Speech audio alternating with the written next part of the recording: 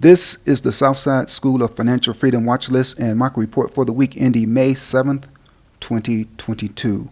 Our question this week is, what is the federal funds rate? The answer will be provided later in the video. This week, the market ended lower. The Dow Jones Industrial Average decreased minus 0.3% on Friday and was down minus 0.24% for the week. The S&P 500 decreased minus 0.57% on Friday and was down minus 0.21% for the week. The Nasdaq decreased minus 1.4% on Friday and was down minus 1.54% for the week.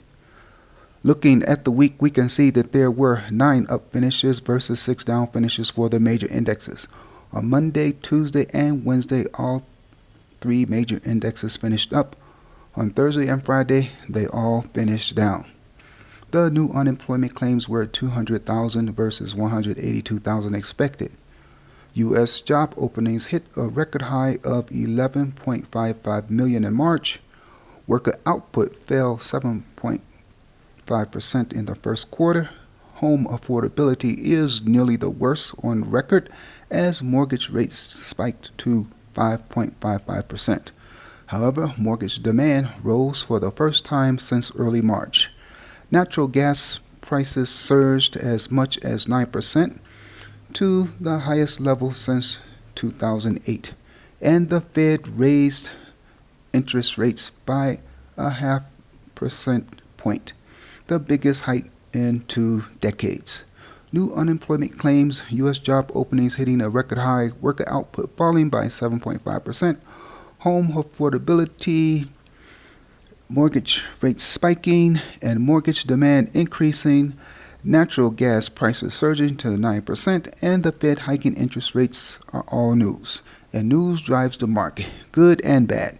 Day-to-day predictions on whether the market is going to go up or down is virtually impossible because predicting the news is impossible. However, the market is rigged to go up. It does not go up every day, not even every week, but the market will generally go up over time. Stock prices move in a random fashion. They go up and down with an upward drift. The market will continue to go up because the powers that be want the market to go up. While there are many powers out there, the top 5 powers that be are the Federal Reserve, big financial institutions, big corporations, the President, and Congress. These 5 entities will do what they must to drive the market higher. Now, we are at our question of the week. What is the federal funds rate? The federal funds rate is the target interest rate set by the Federal Open Market Committee. This target is the interest rate at which the Fed suggests commercial banks borrow and lend their excess reserves to each other overnight. The FOMC, which is the policy-making body of the Federal Reserve System, meets 8 times a year to set the target federal funds rate, which is part of its monetary policy. The Fed attempts to help promote economic growth by raising and or lowering the federal funds rate.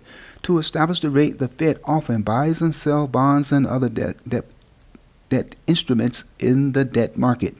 Commercial banks and other financial institutions use the rate to set their own interest rates. The rate also influences the stock market, as some corporations' stock prices are very sensitive to changes in the federal funds rate. Do you have stocks that are sensitive to changes in the federal funds rate? Do you own any stocks at all? If not, why not? Is it because you do not understand anything about the stock market? Well, it was not taught to you in school. However, if you ever want to learn how to get wealth and income through the stock market, you are going to have to teach yourself.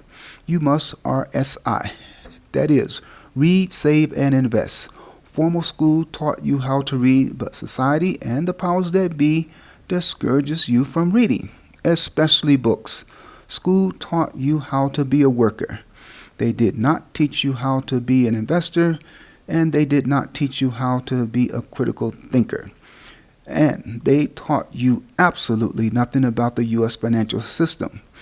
You can learn how to be an investor if you simply start reading books about investing, books that you can borrow from the library for free or buy cheaply online. It is not difficult to learn how to be a passive investor, which is what most people should do. Check out this list of recommended books on the books page of the Southside website. These books and others like them will not tell you which direction the market is going to go, but you can learn how to make money in the market no matter what the market does. I don't know which way the market is going to go on a daily basis, and I don't care. I trade the market as it is, not as it should be. I take what the market gives me, whether it's going up, down, or sideways. How do I do that? I apply the Southside strategy. You can learn more about the Southside trading strategy at SouthsideSchoolOfFinancialFreedom.com. Here is the Southside Trading Watch List for the week ending May 7, 2022. I trade at least 3 stocks on the list every week. The strongest performer on the list this week was Enterprise Products Partners, LP, ticker symbol EPD in the third column. It increased 4.01% for the week and was up 1.28% on Friday.